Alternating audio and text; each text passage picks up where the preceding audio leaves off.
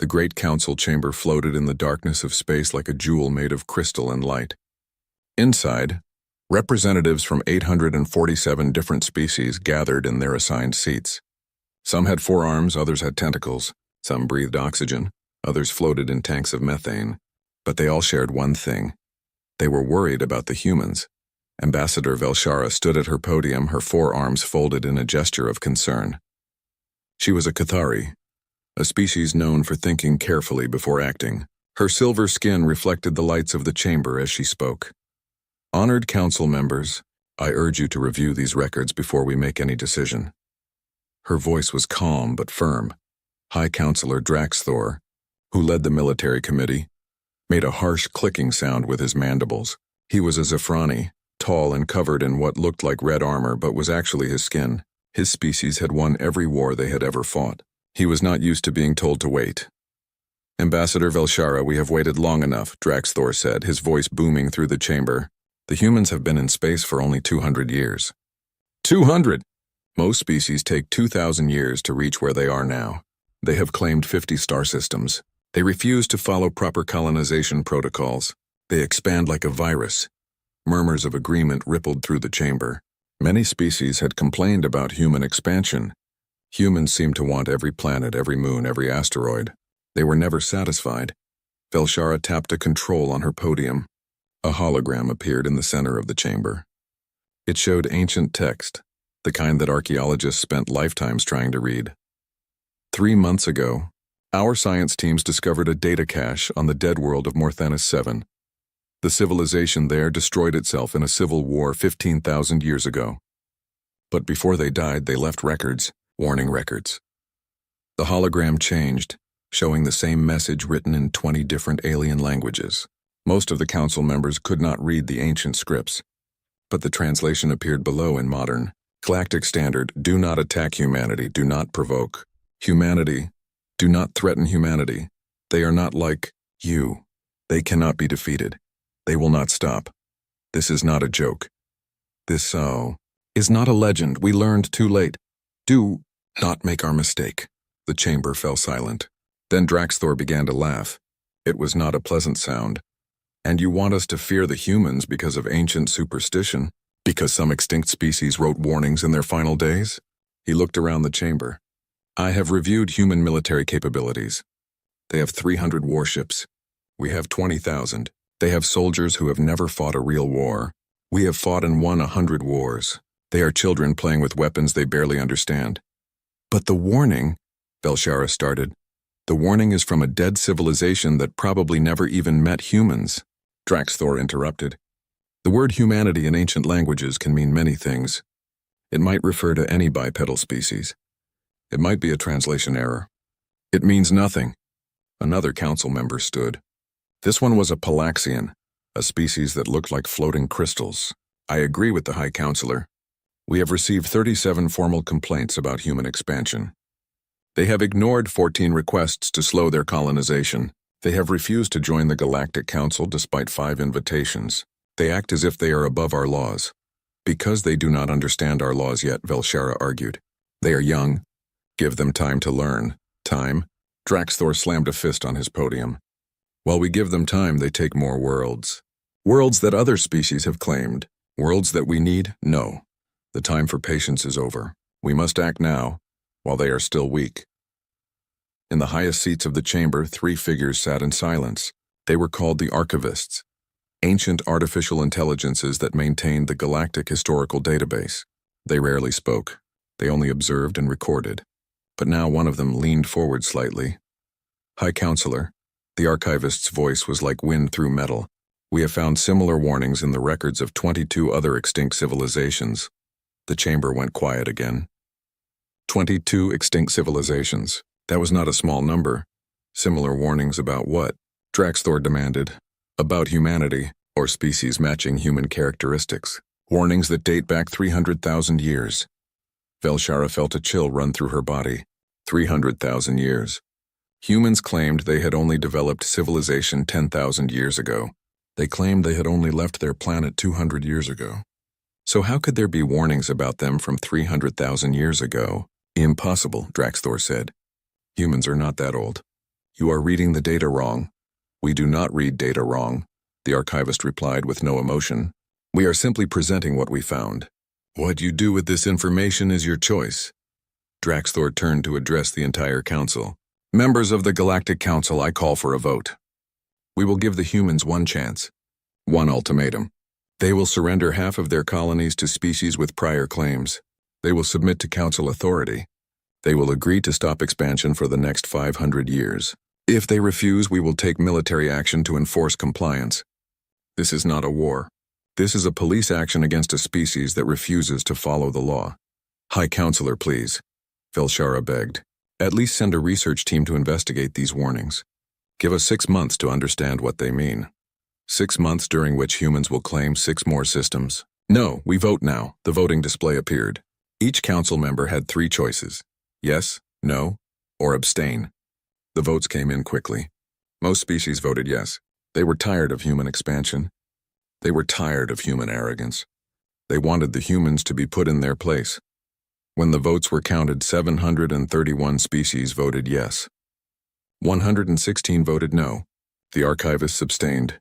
The vote is passed, Draxthor announced with satisfaction in his voice. Prepare the ultimatum. The humans have 10 standard days to respond. If they refuse, we will send the enforcement fleet to the human colony of New Harvest.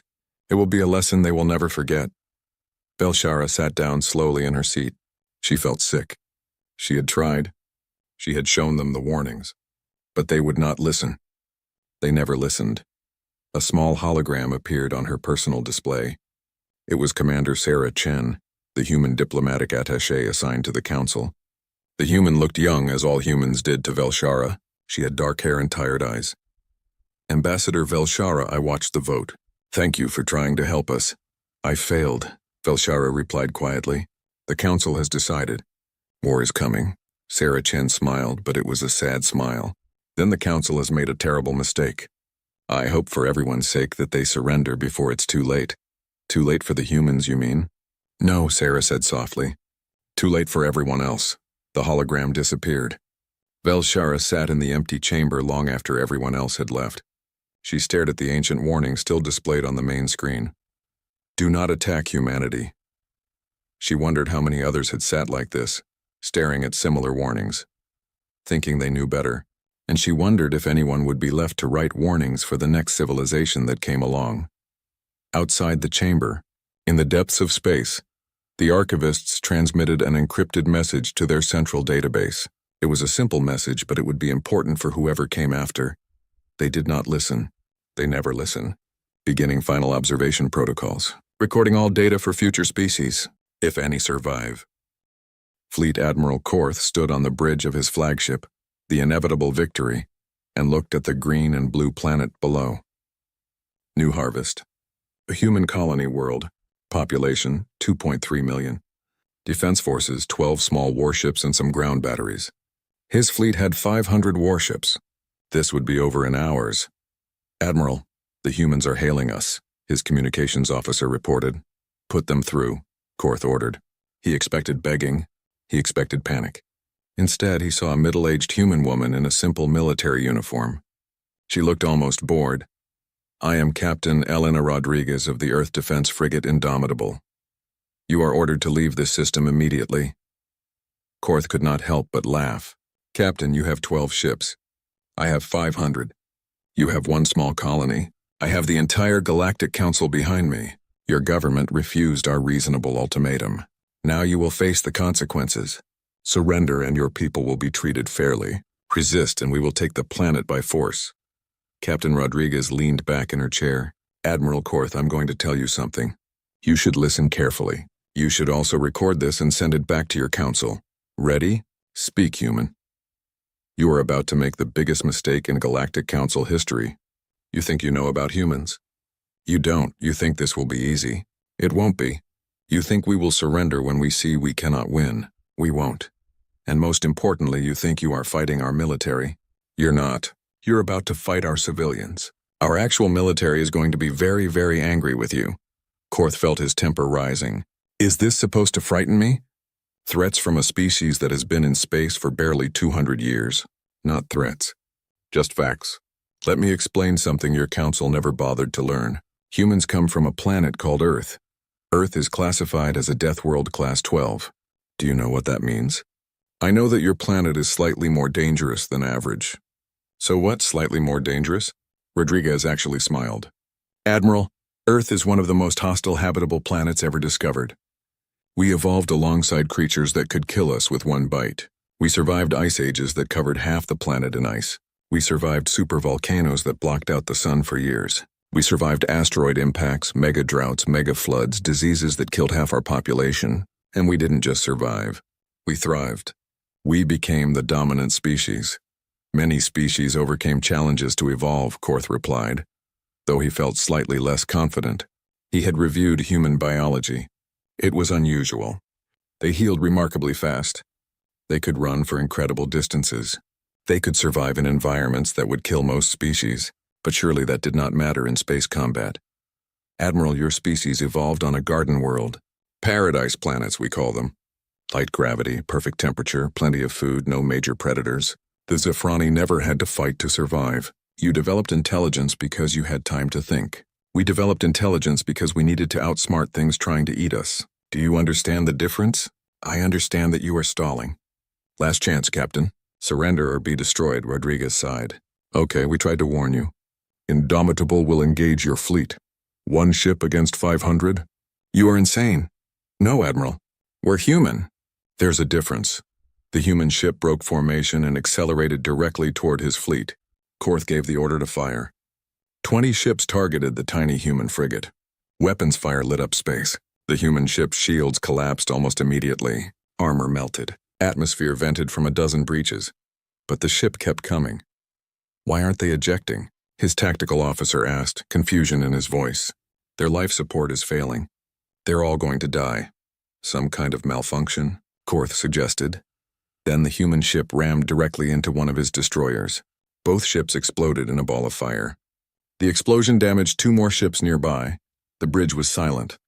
No one had ever seen anything like that. Ships did not ram each other. Crews ejected when their ship was doomed. That was basic survival instinct. But the humans had aimed their dying ship like a weapon. Admiral, his sensor officer said quietly, the remaining human ships are charging our lines. All 11 remaining human warships accelerated toward his fleet. Korth gave the order to destroy them. It was easy, too easy. Each human ship was destroyed within minutes. But each one either rammed a council ship or got close enough that their reactor explosion damaged nearby vessels.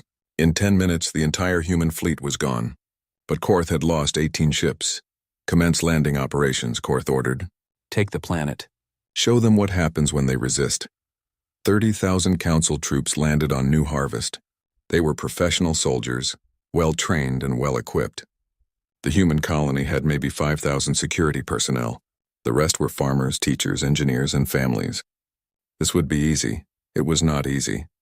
The first landing zone came under immediate attack, but not from soldiers, from civilians. A human farmer drove a tractor loaded with homemade explosives into a council position. The explosion killed 15 soldiers. A human teacher shot at them from a schoolhouse window until she ran out of ammunition, then threw furniture at them. Human children set traps using mining equipment, and they did not stop when they were wounded. A council soldier shot a human man 3 times in the chest. The man fell down. The soldier moved past him. The human got back up and stabbed the soldier in the back with a farming tool, then collapsed and died. How are they still fighting? One of Korth's commanders asked over the radio. We've shot them multiple times. They should be dead, but they keep moving. Korth checked the biological data on humans. Their bodies released chemicals called adrenaline when threatened. It let them ignore pain and keep fighting even with injuries that would kill most species immediately. It was a survival mechanism from their deadly planet. Use heavier weapons, Korth ordered. Target anything that moves. The battle for New Harvest lasted 3 days. In the end, the council won. The colony surrendered, but Korth had lost 570 soldiers. He had expected to lose maybe 50. His ships had to bombard 7 areas from orbit because the human civilians would not stop fighting. Korth went down to the surface to survey the captured colony. The main settlement was mostly destroyed. Bodies lay everywhere, both council and human. A medical station had been set up for the survivors. Korth walked through it, looking at the captured humans. They stared at him with hate in their eyes. Pure hate, even the wounded ones, even the children. They did not look defeated. They looked like they were waiting for another chance to fight. An old human man lay on a medical bed. He had lost an arm and had severe burns. He should have been unconscious from pain. Instead, he was awake and smiling. Actually smiling. "You won," the man said to Korth in broken galactic standard. "Congratulations, Admiral. You beat the farmers and the teachers. You beat the children and the old people. You beat the civilians. Your people should have surrendered," Korth replied. This destruction was unnecessary. The old man's smile grew wider. Blood stained his teeth. "You think this was bad? You think we fought hard? Admiral, you haven't seen anything yet. You know what the funny part is? What? We sent a message to Earth the moment you arrived. They know what you did here. They know you killed civilians. They know you bombed our homes. And now you're going to meet the actual soldiers. The real military. The ones who trained their whole lives for war." The old man started to laugh, then coughed up blood. "You thought we fought hard? We were just civilians trying to protect our families. Wait until you meet the people who want to kill you." Korth felt something he had not felt in a long time. Fear. Real fear. He left the medical station and returned to his ship. His fleet had won, but it did not feel like victory. He had lost 18 ships and 570 soldiers, taking one small colony with minimal defenses. And the humans had not surrendered because they were beaten. They had surrendered because there was literally no one left alive who could fight. As his ship prepared to leave orbit, a message came through. It was on all frequencies, sent from Earth itself. A human man in a black military uniform appeared on the screen. His name was given as General Marcus Webb, Supreme Commander of Earth Defense Forces. The message was short. "To the Galactic Council, you have attacked our colony. You have killed our civilians. You have made an enemy of humanity. We are coming. And we will show you what we learned surviving on the deadliest planet in the galaxy. This is your only warning. Surrender now, or learn why 23 civilizations left warnings about us." The message ended. Korth stood on his bridge looking at the planet below. He had won the battle. But the old man's words echoed in his mind. "You haven't met the soldiers yet." General Marcus Webb stood in the command center, buried 3 kilometers beneath Earth's surface.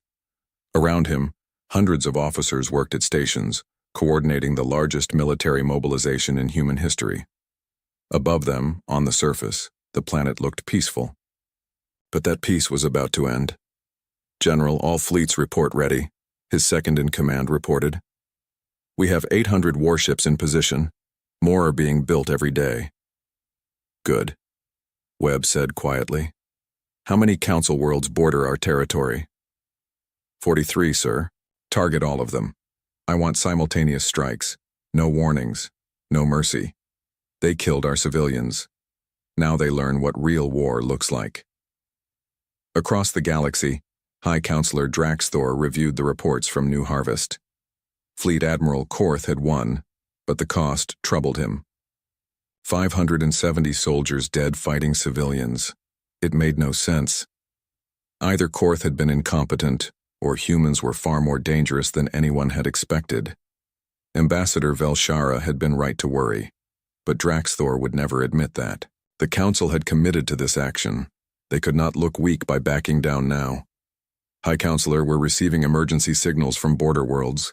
His aide interrupted his thoughts. "Multiple Council colonies are under attack." "By whom? Pirates?" "No, sir. Humans. Large human fleets have appeared at 43 different systems simultaneously. They're attacking everything. Orbital stations, planetary defenses, even civilian shipping." Draxthor felt his blood go cold. 43 simultaneous attacks? That required coordination and planning. The humans had prepared this response before the Council even voted. They had known what was coming and had a plan ready. Dispatch defense fleets immediately, and get me Admiral Korth. But the defense fleets found something they did not expect. Human warships were not like Council warships. Council ships were built for show as much as function.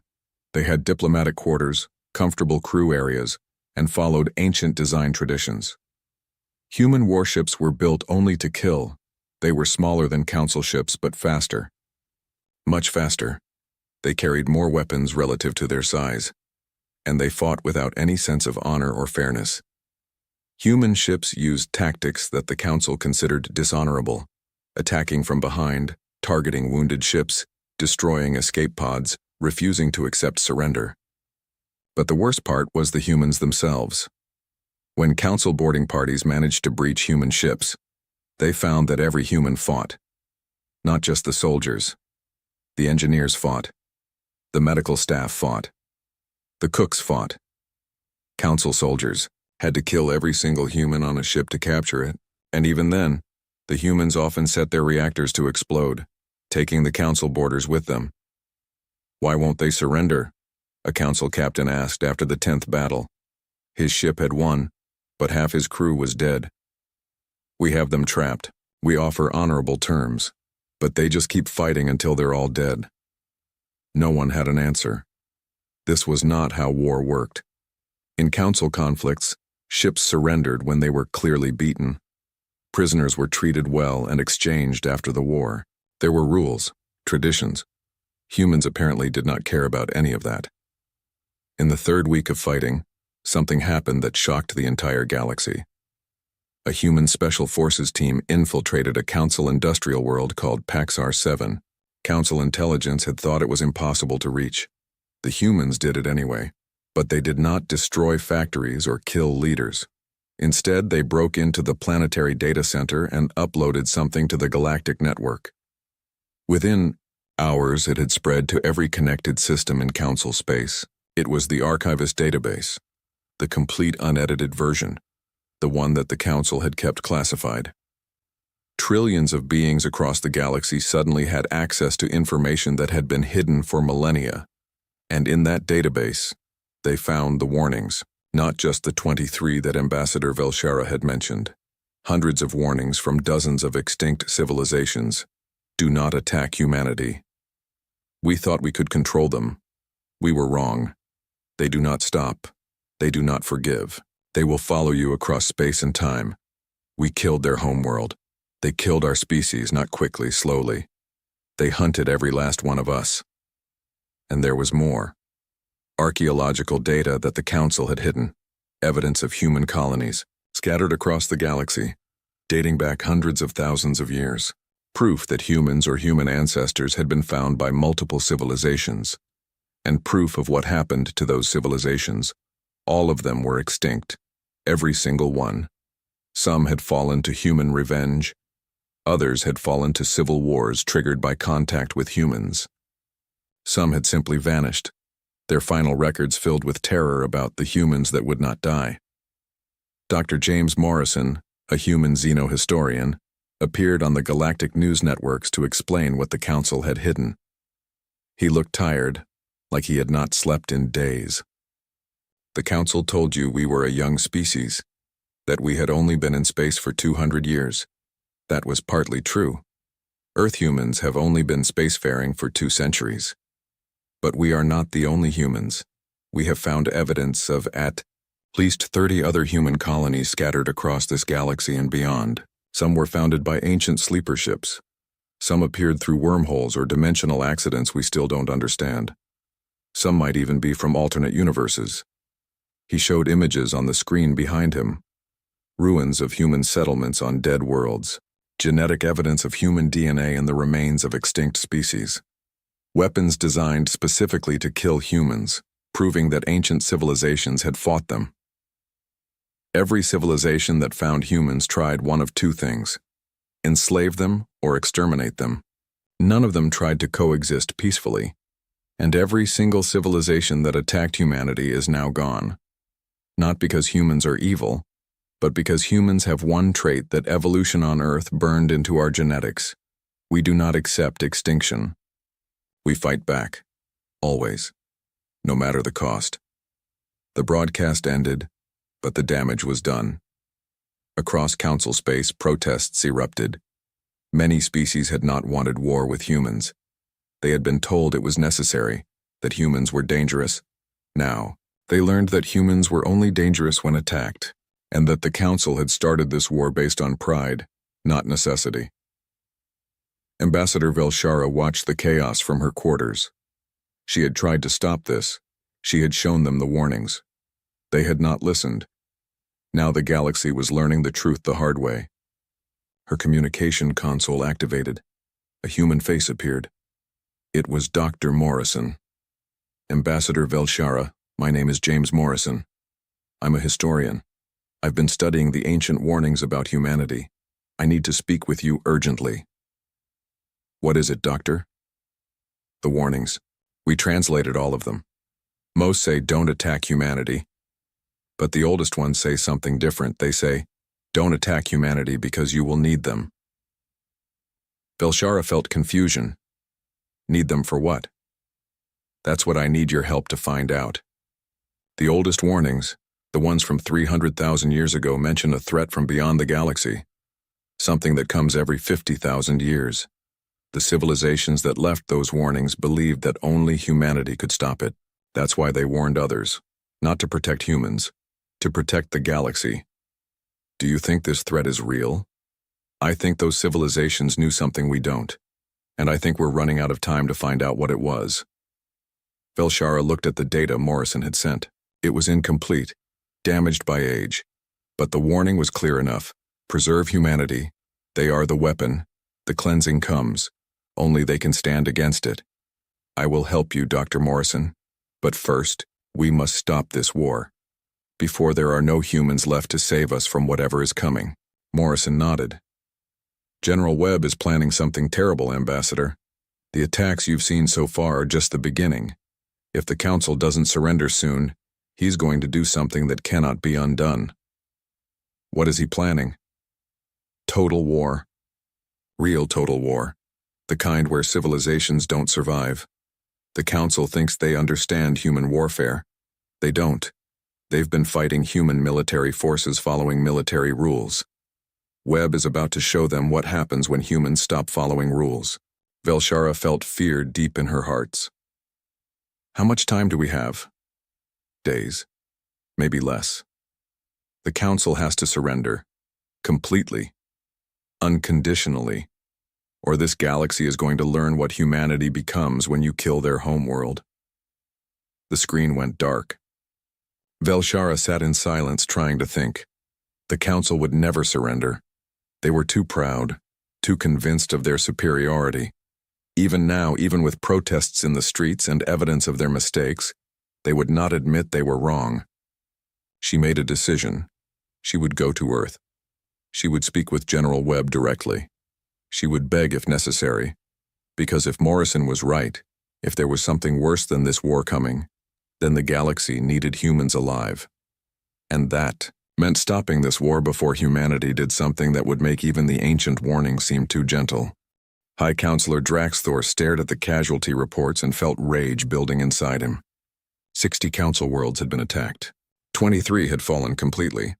Human forces had destroyed 700 Council warships. The numbers were impossible. Humans should not be winning. They were a young species with limited resources. But they were winning. Worse, they were not just winning battles. They were destroying the Council's reputation. The leaked archives had turned public opinion against the war. Protests blocked traffic on every major Council world. Some species had withdrawn from the Council entirely. Others demanded immediate peace negotiations. Draxthor would not surrender. Could not surrender. If the Council surrendered to humans, their authority would be gone forever. Every species in the galaxy would know that the Council could be beaten. No. Better to finish this war quickly and decisively. One overwhelming strike that would break human morale and force them to accept Council terms. Prepare the Grand Fleet, he ordered his military commanders. Every available warship. We will strike at Earth itself. High Counselor, the Council Charter forbids bombardment of homeworlds. One admiral protested weakly.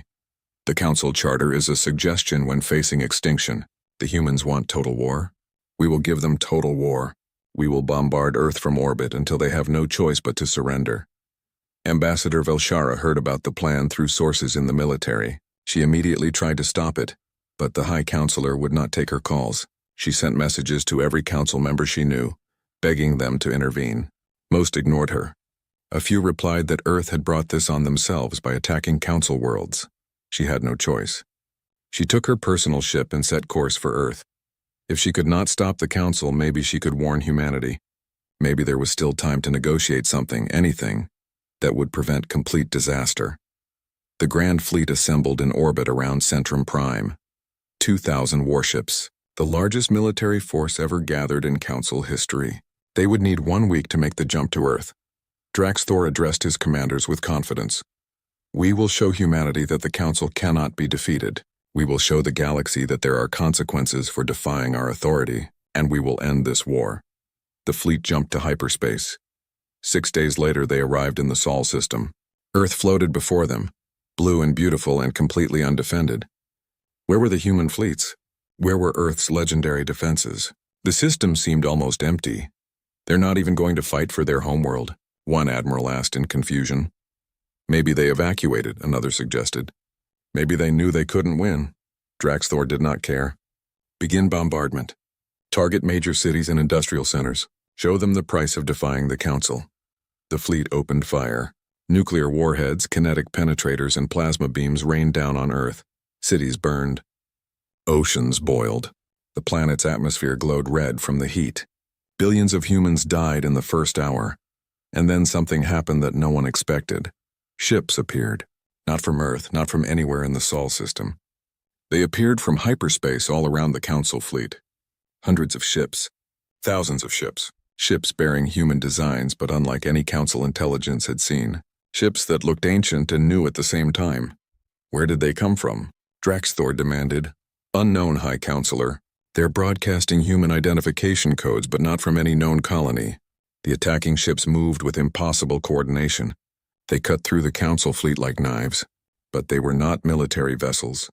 Council sensors detected civilians on board. Women, children, elderly. Entire populations packed into combat ships. A transmission came through on all frequencies. The speaker was an old human woman, her face weathered and scarred. Council fleet, this is Captain Sarah Yamato of the colony ship New Dawn. We are the lost colonies. The humans who left Earth 300 years ago. The ones you thought were legends. We have been watching.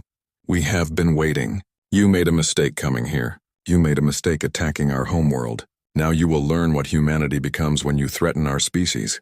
The lost colony ships fought with suicidal fury. They were not trying to win a battle. They were trying to kill as many Council ships as possible before they died. And they were succeeding. Every Council ship they destroyed meant fewer weapons firing at Earth. The bombardment slowed. Then stopped. Draxthor's fleet was fighting for survival now. The lost colony humans had numbers. They had surprise. And they had nothing to lose. Retreat, Draxthor finally ordered. Pull back to the edge of the system. The fleet tried to disengage, but the human ships followed. They chased wounded Council vessels and destroyed them. They boarded damaged ships and killed the crews. They showed no mercy because none had been shown to Earth. When the battle ended, Draxthor's Grand Fleet had been reduced to 600 ships. 2/3 of the mightiest military force in galactic history had been destroyed in hours. And Earth, though terribly wounded, still existed. Ambassador Velshara arrived in the Sol system just as the battle ended. She navigated through the debris field. Horrified by what she saw, thousands of destroyed ships, millions of dead. And below, Earth burned. Even from space, she could see the fires covering entire continents. She received permission to land at what remained of Earth's command center. The bunker complex had survived the bombardment by being deep underground. Inside, she found General Marcus Webb. He looked like he had aged a decade in days. His uniform was stained with dust and blood. Ambassador Velshara, he said quietly, you came to witness our destruction? I came to stop the war. I failed. General Webb, I am so sorry. The High Counselor acted against the will of most of the Council. Many of us opposed this attack, but not enough to stop it. How many died down here, Ambassador? We're still counting. Current estimate is 4 billion. 4 billion humans burned alive because your Council decided we didn't follow their rules. Velshara felt sick. 4 billion? It was genocide. There was no other word for it. General, please, you must accept a ceasefire. The Council is in chaos. Draxthor has lost all support. Most species want peace. This can end now. Webb walked to a console and activated a display. It showed a map of Council space with thousands of markers. Do you know what these markers represent, Ambassador? These are autonomous weapon systems. Biological agents. nanotech swarms, antimatter mines, devices we deployed over the last 6 weeks. They're hidden in council space. On your worlds. In your stations. Inside your supply chains. Velshara stared at the map in horror. There were thousands of markers. Tens of thousands. These weapons are currently inactive, Webb continued. They're waiting for a signal. A signal that I control. If I don't send a stand-down code every 72 hours, they activate automatically. And if that happens, they will kill every non-human in council space. You would commit genocide? Billions of innocents? You committed genocide first. Webb's voice rose, filled with pain and rage. You burned our homeworld. You killed our children. And you did it because we didn't bow to your authority.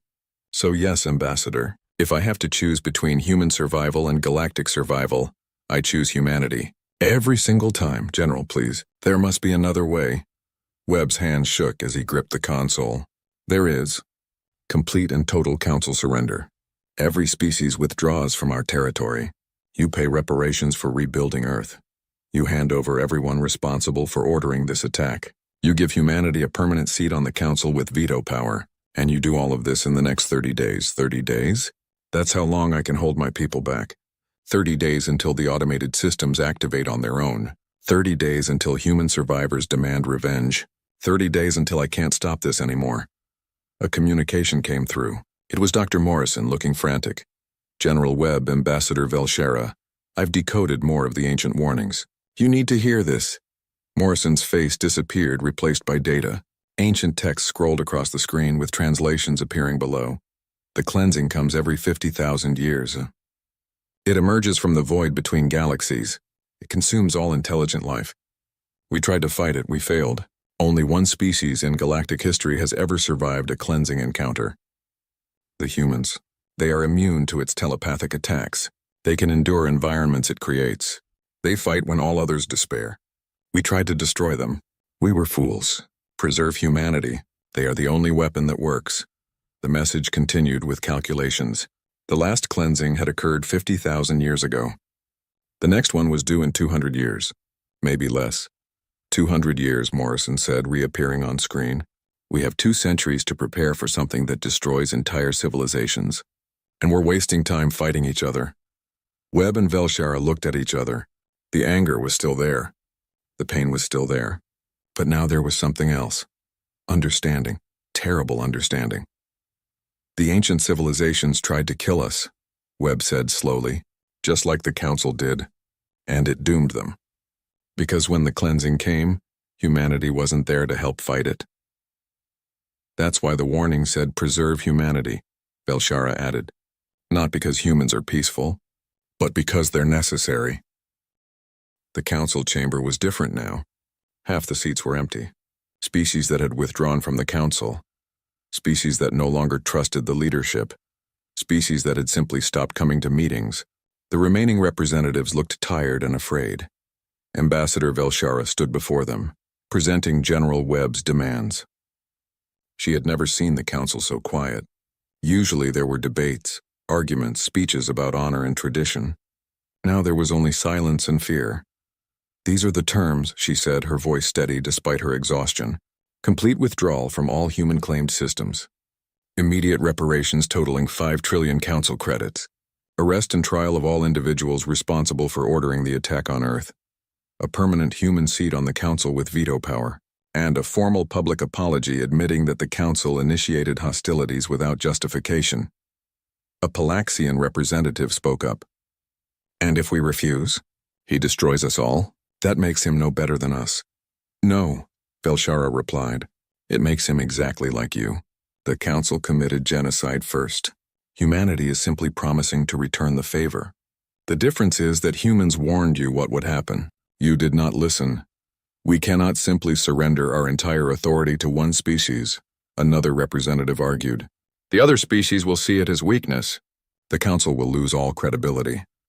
The council has already lost all credibility, Velshara snapped. You bombed a homeworld. You killed 4 billion civilians. You started a war based on pride instead of necessity. And you ignored every warning that told you this was a mistake. If the council ends today, it is because you destroyed it yourselves. High Counselor Draxthor sat in his seat, but he was no longer in charge. Council security had him under guard, waiting for the vote on whether to hand him over to human justice. He looked smaller now, diminished by the weight of his failure. The humans wanted this war, he muttered. They were expanding too fast. They were too aggressive. Someone had to stop them. They were expanding because they are good at surviving, Velshara replied coldly. You saw that as a threat instead of an opportunity. You could have welcomed them to the council. You could have worked with them. Instead, you tried to crush them and they crushed you back. The vote was called. It was not even close. 612 species voted to accept human terms. 40 voted against. The rest abstained. The council as it had existed for 10,000 years was effectively over. Ambassador Velshara took a shuttle to Earth immediately. She needed to deliver the results in person. She needed General Webb to call off the doomsday weapons. The countdown showed 6 days, 3 hours remaining. Earth was still burning in places.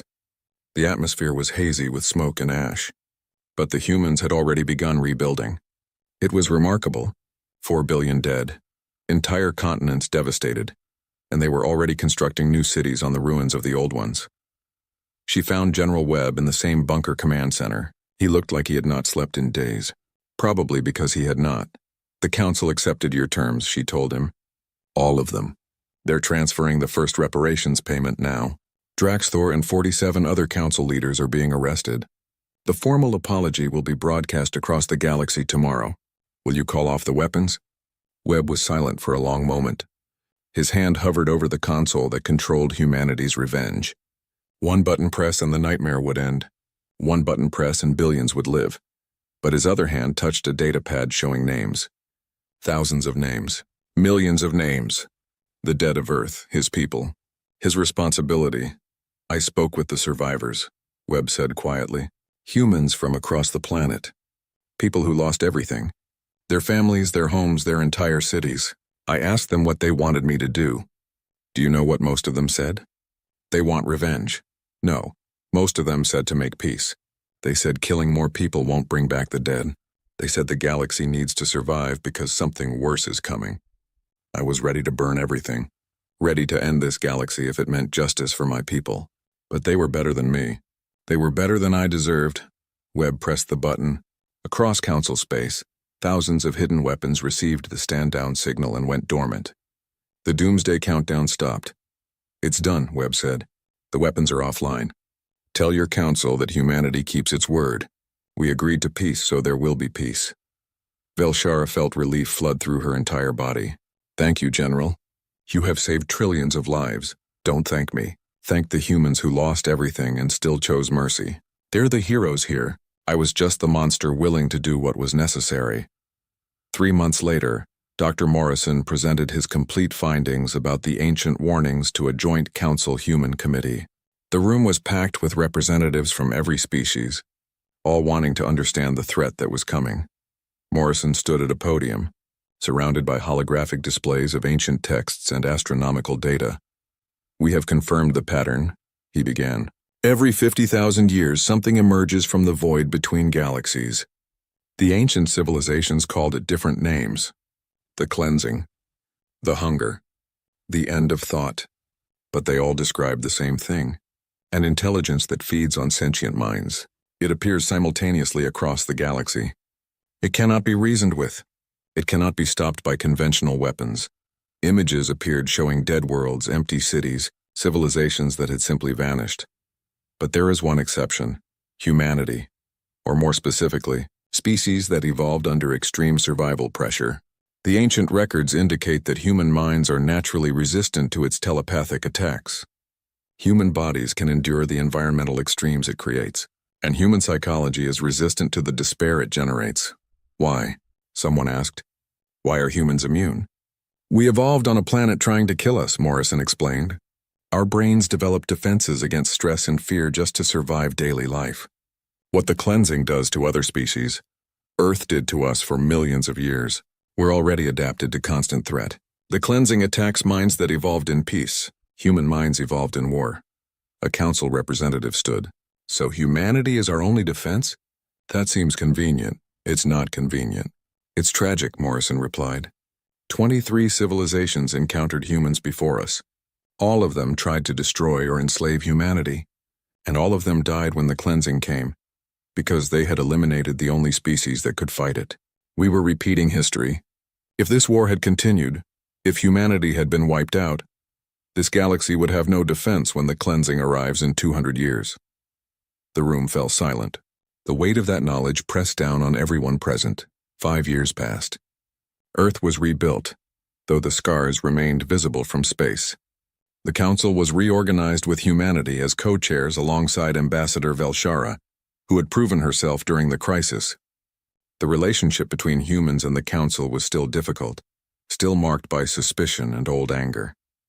But it existed. General Webb stood at a memorial on Earth's surface. It was a massive wall of names listing every human who had died in the war. 4 billion names. It would take a person years to read them all. Ambassador Velshara joined him at the memorial. She came often, paying respects to the beings who had died because the council had not listened. "Do you think they would forgive us?" she asked quietly. Webb did not answer immediately. He touched the wall, feeling the engraved names beneath his fingers. Some would, some wouldn't. Some would say forgiveness is necessary for peace. Others would say forgetting is betraying the dead. He looked at Velshara. But forgiveness isn't about what the dead need. It's about what the living need to move forward. "Do you forgive the council, General?" "I forgive the people who tried to stop the war. People like you. The others? I'll work with them. I'll stand beside them when the cleansing comes. But forget what they did? Never." "That is fair," Velshara said. "Trust must be earned, not demanded." They stood in silence for a while, looking at the names on the wall. Then Webb spoke again. The council refused to hear the warning. All those ancient civilizations left messages. They begged future species not to make their mistake. But your council did not listen. They thought they knew better. Yes. And it nearly destroyed us all. Now the galaxy has no choice but to listen when humanity speaks. We did not want this responsibility. We did not ask to be the galaxy's guardians. But here we are. Here we are, Velshara agreed. What kind of guardians will humanity be? Webb considered the question carefully. The kind that remember what we lost. The kind that know how easily civilization can burn. The kind that will fight to protect others from experiencing what Earth experienced. Not because we are noble, but because we know the cost of failure. Above them, stars filled the night sky. Somewhere out in that darkness beyond the edge of the galaxy, something waited. Something that had destroyed civilizations for millions of years. Something that was coming back, but this time humanity would be waiting for it. And the galaxy, united for the first time in its history, would stand together. General Webb turned to leave the memorial, but Velshara stopped him. "General, the new council wants you to lead the Joint Military Command. They want humanity to prepare our defenses against the cleansing."